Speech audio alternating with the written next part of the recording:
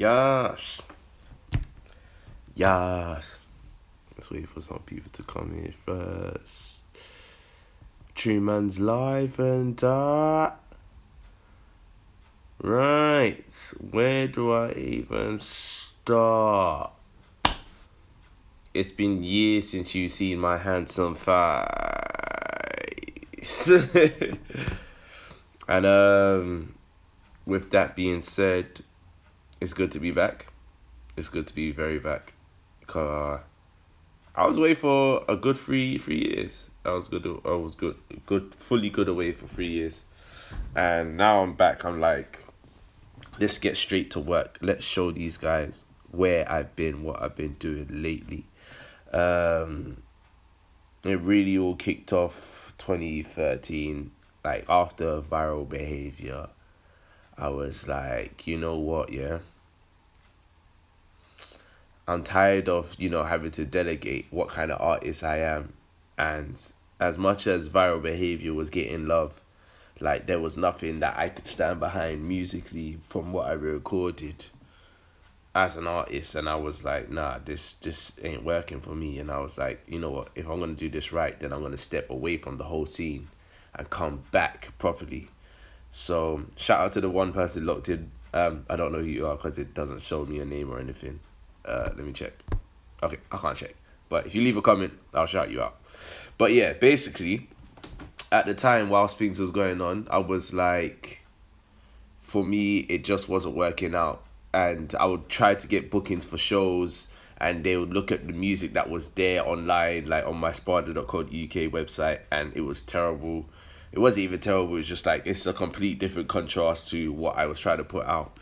So then I was like, let me step away. And my music just sounded like I had no place in the world. Like, at one point, I wanted to be like a Tiny Temper guy who was hyped on everything. Like, yeah, pass out, rare, rare. And then the next minute, I'll be on some rock record just friggin' spazzing out, spitting bars. And it just wasn't working. And I was just like, you know what? If this is going to really go down, let's reevaluate the sound. And I started producing like crazy. Hence why Production Diaries was so real in the delegation of it. Whilst I was doing Production Diaries, I was developing this sound, Electric Soul. But at the time, it wasn't even called Electric Soul. It was just my sound. Because for me, I was always into producing and using synths and using different pads and all that kind of stuff. So whilst I was listening to all of that, I was like, this is how my beats will sound. There was no different kind of structure there. I'm not really a trap kind of person. I know how to use the 808s in a way that make it sound like it's a boom, boom. But then I was like, you know what? Nah, that's not gonna work. That's not gonna work. So I always use like different elements of what people liked out there and incorporate it into my sound. So whilst I was doing that, it was kind of working for me. And I made so many different types of tunes for the album Our Conversations. If you haven't heard it, go listen to it now. It's on everything. It's on everything. If you want to download it free, go to my SoundCloud, Spada MC. If you want to go to Spotify, Tidal, all that, Apple Music, it's there. So I was developing the sound, and whilst the sound was getting developed, I was going into like, I don't know, I wouldn't call it depression, but I was going into a dark place. Because at the time, for me to make money, I didn't have the business that I own right now. Now I own like a video film company, so I film like music videos and all this kind of stuff for everybody. But at the time, I was on the road every day. You might see me in Camden. I was in Carnaby Street. I didn't even have a price for my CDs. I was just telling people, boom, yo, this CD right here, for a donation, you can get it rare. Like I'm selling the big issue, but really the big issue is my CD. So I was selling my CD Small Talk for anything. And it was getting to a point where I was selling so many CDs, and I was going back into studio and I was selling so many CDs. And then I realized a whole year had passed. And the only reason I realized a whole year had passed was I was standing in Carnaby Street one day. And at this point, I was single, I was just selling CDs, I was just doing my thing, trying to make my shit work. And at this point, I was like, rah. I looked at a sign on Liberty's window. And I was like, yo, that sign looks bare familiar. Right. That sign. I saw that sign like last. Oh shit! I've been here for a year. I've been doing this for a year, and I'm like 26 now. 26, 27. About 26. Nah, 20, 25, 26, 25, 26. I'll run with that. I'm like 25, 26, and I'm standing outside Liberty, and I'm like, I can't be here no more. I can't be doing this. This doesn't work. My throat is dying. Like, I had small nodules in my throat because I kept on shouting too much, trying to get people's attention, trying to sell a CD, right? Let me go grab the CD that I was selling.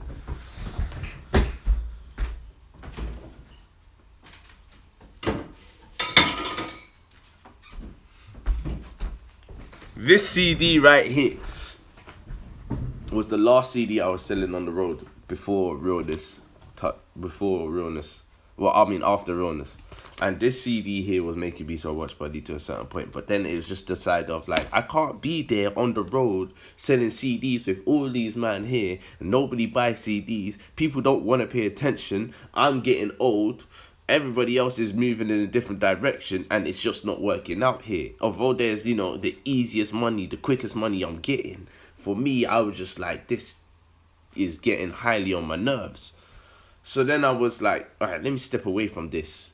I'll figure out a way. I got me a job. I got me a job in Superdrug at that point. But at that same time, I was starting my business. I was at the Princess Trust trying to say what can actually work for this whole thing.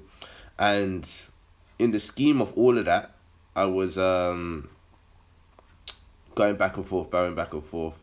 With retail money, it's never really that good.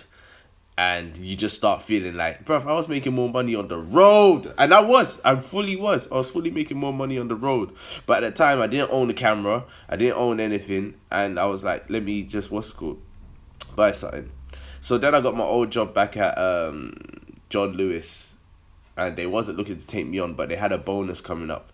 So I figured like, I think an extra 200, 300 pound at that point. And I bought me a camera. And I was like, I'm not going to look for another job after this. I'm going to basically go out there and make this money for myself. Because at the time, whilst I'm trying to make this money for myself, like, I can make more money doing things that I love rather than doing things that help other people. And through that, I had a degree in TV production anyways. It just happens that the TV industry didn't want to hire me. So I was like, well, I might as well make this money for myself because I couldn't be bothered to make tea all my life. See what I'm saying? And if you're here right now, thanks for, still tuning in. I still got a lot more to say of the story. But whilst you're here, make sure you comment on the video, Pillow Talk. Drop your comment, share it, tweet it. It's all on my YouTube page. Anyways, back to the story. Whilst I was getting my video work on, I stumbled across like doing different things like weddings, traditional weddings, birthdays, and I was making more money just, filming that. It's just a different world.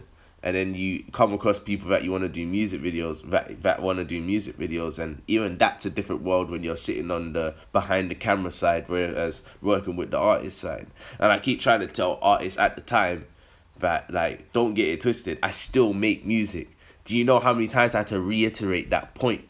I still make music to some people, and they never understood it, mainly because they always felt that if you're not talking to them, if they never approach you on that level, they can't take you seriously. If I didn't have a Twitter account or a SoundCloud account or a YouTube account, I remember some guy fully clean just dismissed me saying to him, like, I want to work with him because he had a great voice. I remember I was filming some voice, the auditions for The Voice, and he just fully dismissed it. And I was like, all right, look, people forget there was an industry before all of this, before all this social media.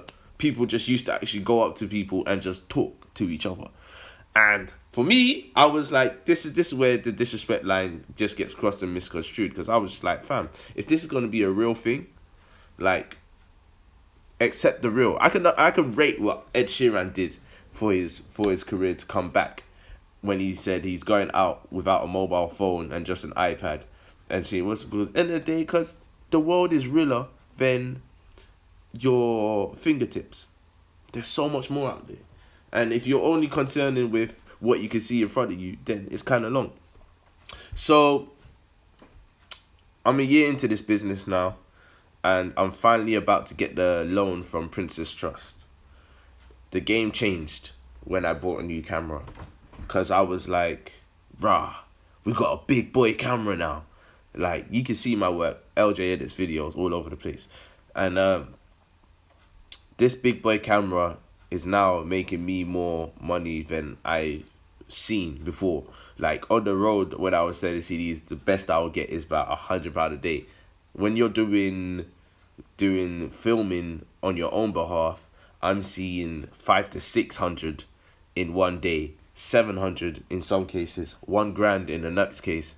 And these are all monies that they're like, rah, I was on the road for that long, I had the degree, and I could have made this.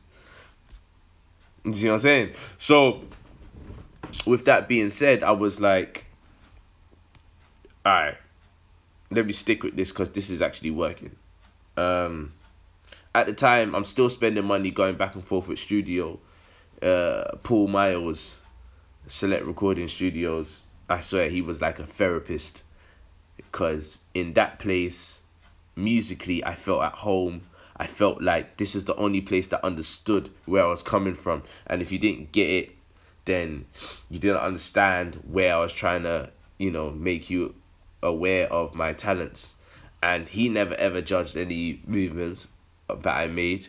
I brought a load of people into studio them days. Like, I'm still gonna show you the documentary that I made whilst recording all of this stuff with so many different artists, so many different people. But whilst that was going on, like, life-wise, I was away from my passion, and I was just doing stuff that, like, although I got money, I don't feel like with the money, shout out to the third person locked in, I don't feel with the money that I was fulfilling myself as a self-fulfilling fantasy, that I could be a big artist. So I would just do dumb shit like go on the roads. Hey, Zoza! What up? So, I was on the roads I remember I was chilling with one girl a lot, because she used to do, like, she was an artist herself. Fam, I'm telling the story of where I've been. So, yeah. She was an artist herself. I can't say her name. But she was an artist herself, but she was going through a mad level of depression. Like, she was freaking drinking. She had, a bad history of life.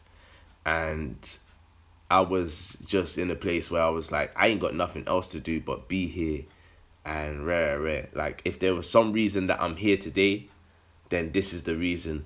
Because you're in a place and I'm in a place and we're both in a dark place together. And we was just chilling and kicking it. And I remember at one point I was like, you can't live like this, because you're going to be there thinking to yourself like, rah, I'm just encouraging the problem. Plus there was some next dude always coming in and out. Rare. And for me, I was like, if I'm going to, be better of myself, I'm going to have to do better myself. And I was just going back and forth into studio, and that's when I wrote another song for the album called Interlude.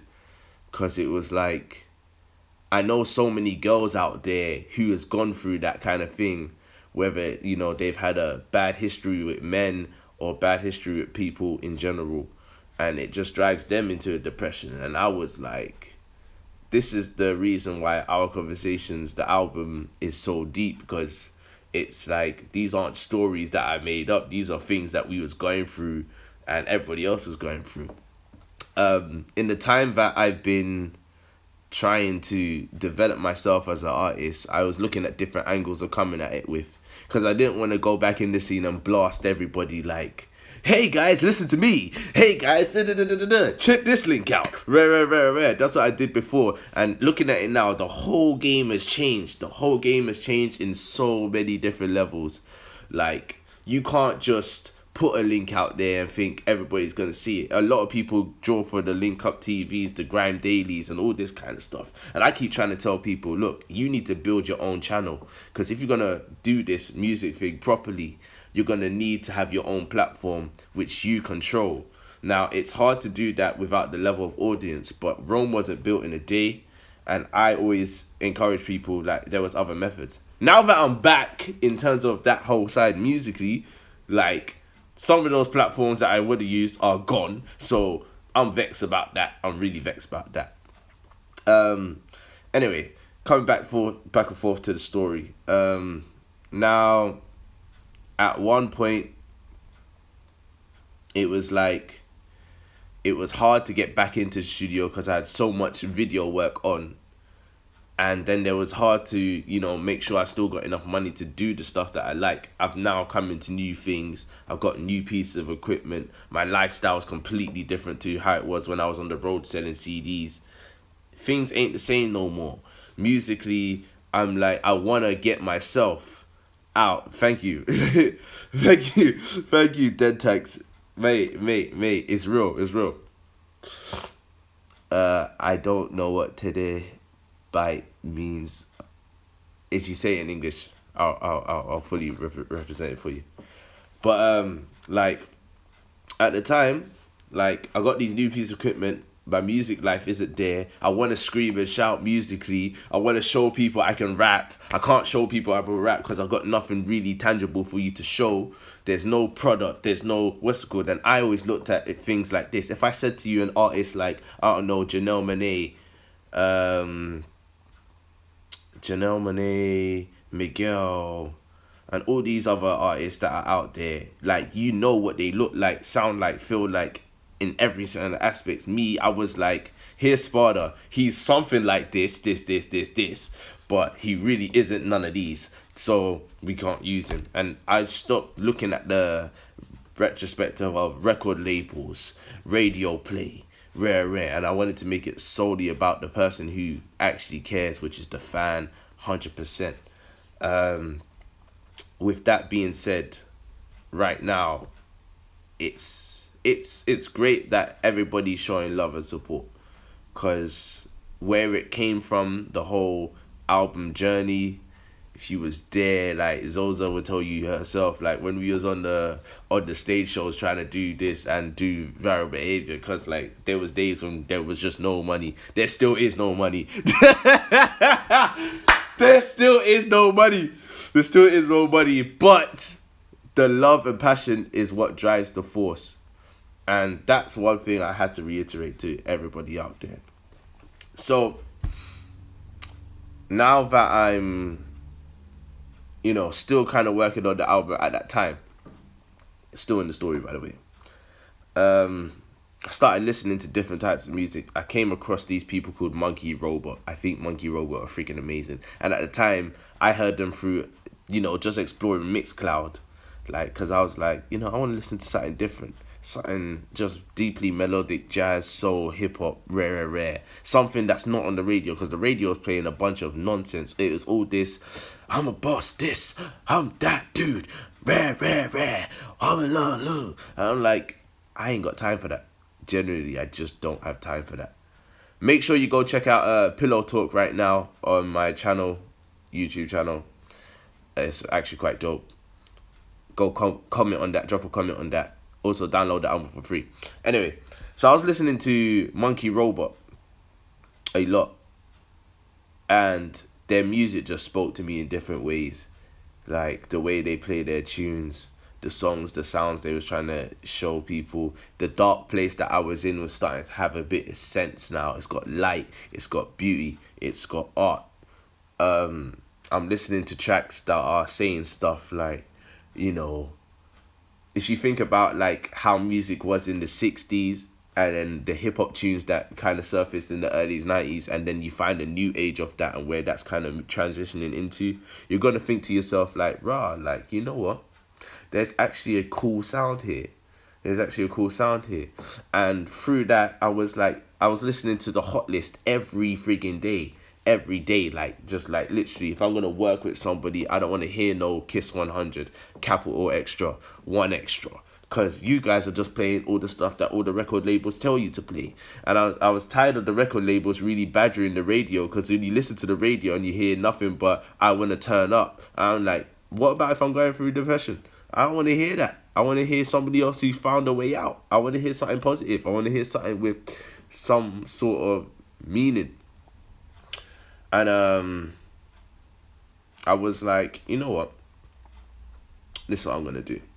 I'm going to listen to all this. And then I came across Soulection Radio through a repost that Monkey Robot did. And I was like, you know what? You guys actually are hard. You lot are about the music. And that's what I wanted. That's all I wanted. I never wanted anything about, like, you're trying to plug this, or we're trying to make money and do all this kind of stuff, and you're trying to transfer from the underground to mainstream. I want something that's real and tangible. And when I listen to Soulection Radio all the way up till now, like, they're on show 300, I'm still there, like, rah, you lot come a long way. So, with that being said, you know, my life's different, my vibe is different, my energy is different, how I'm talking to people is different. I'm taking it as, if people don't want to mess with me musically, soon they will know. Soon they will understand that I am actually somewhat of a musician. And if you didn't understand that then, you probably understand it now. With that being said, I went to a few shows of theirs.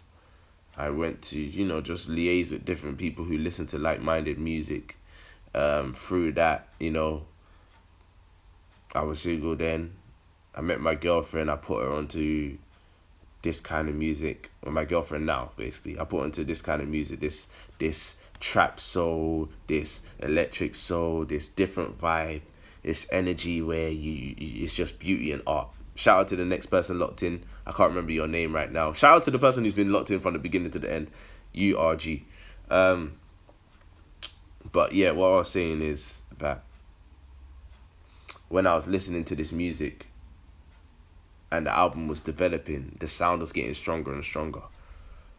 With the sound getting stronger and stronger, I just felt like now is the time. So the album finally finished, and I've got it recorded on video, so you're going to see all of the whole journey soon once I get down to editing it. But you're going to see that and you're going to think to yourself like, rah, you're going to look back at this video here and say, I understand, I get you, brother. You know what I'm saying? Sparta MC forever. So I shot my first video, Pillow Talk, but I also shot another video on the same day, which will be releasing soon. It's a song of the album, She Will Never. And even then, I was like, I still need to do more before I come out, because people are going to look at a video and think, rah, he's already done one video, what's next? I'm kind of tired of this one now. So it's like, you kind of got to be ahead, and the consumption of music now is ridiculous. It's so ridiculous, like, everything's old in 2 seconds. So if you have seen the video Pillow Talk, make sure you drop a comment on that and be like, yeah, I'm ready for the next one now, or something like. But with that being said, Pillow Talk was done, She Whatever was done, Our Conversation is done. I still needed to do more. Then I thought, let me come back out and do some more stuff. I recently now recorded a Black Box freestyle, so that should be coming out in a hot second. So I'm making gradual moves with the music industry, but I'm still more dedicated to the person who actually takes the time to listen. And I want to thank everybody who's been a part of it. You know, this journey didn't come overnight. I didn't grow this beard overnight. I might be looking rough now. I wanted to do this video with a fresh haircut, but then I was like, you know what? Sometimes the best videos is right in front of your face. There is no definition or right way to make things happen. If you're going to do it, you're going to do it right. Do it the best way you can possibly. That's my best advice to everybody out there. Sparta MC. Follow me on SoundCloud, Facebook, Twitter, all of that. Rare. I don't know if I've covered the whole journey, but I've just given you an insight to where I've been. I'm now in a happier place. I'm not in the dark place no more. I'm one with the world. I'm just talking to you as a person who's been through it. If you've never, ever listened to any of my stuff, or you did before and you didn't know what was going on, then this is the video to help you recap of where I've been. I'm not new to this. I said that on my SoundCloud as my bio. That's all I needed to say. I'm not new to this. This is something that I've been here before. So my whole attitude on just speaking to people and liaising with artists, it just feels great to be in that creative space. Anyway, I'm going to peace out. I'm going to say what's up. I'm going to say hello. Roll out.